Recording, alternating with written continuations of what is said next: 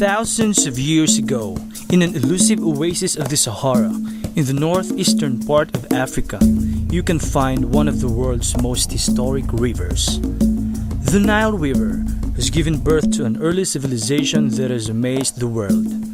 Considered to be the greatest civilization on earth, it was rich in culture, religious beliefs, social development, and breathtaking futuristic architectural precision.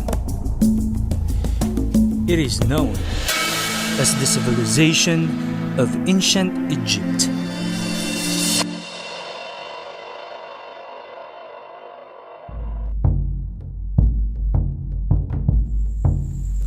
The Nile River.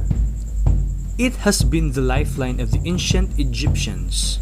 In fact, it was the one that created the civilization. Nomads began living in the Nile Valley through the end of the Middle Pleistocene, some 120,000 years ago.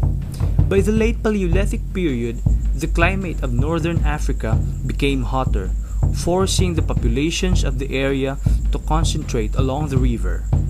The Nile gave them a fertile floodplain that is good for agriculture. This gave the ancient Egyptians the opportunity to develop a settled agricultural economy and a more sophisticated, centralized society that became a milestone in the history of human civilization.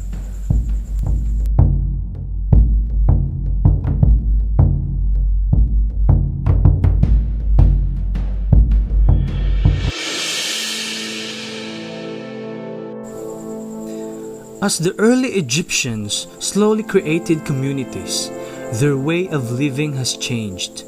Their leader is called the pharaoh, equivalent to a king. The pharaohs were no mere mortals.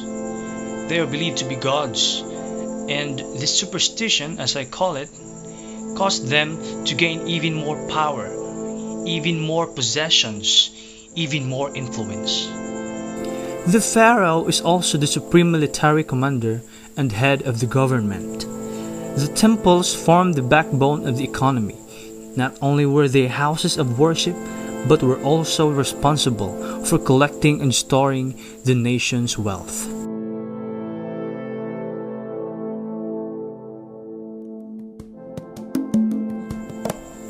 Egyptian society was highly stratified, and social status was expressly displayed.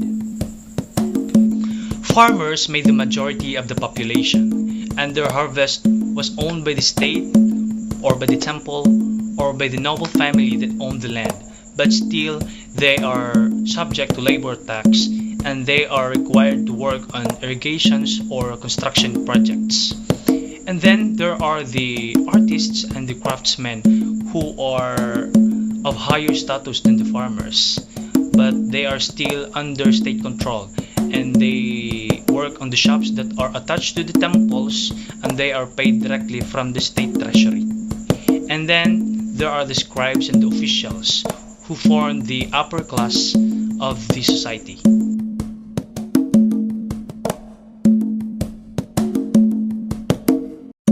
Slavery was known in ancient Egypt, but the extent of its practice is unclear. Men and women in all social classes, except slaves, are viewed equally under the law. Both genders had the right to own and sell property, make contracts, marry and divorce, receive inheritance, and pursue legal disputes in court. Egyptian women had a wide range of personal choices and opportunities for achievement.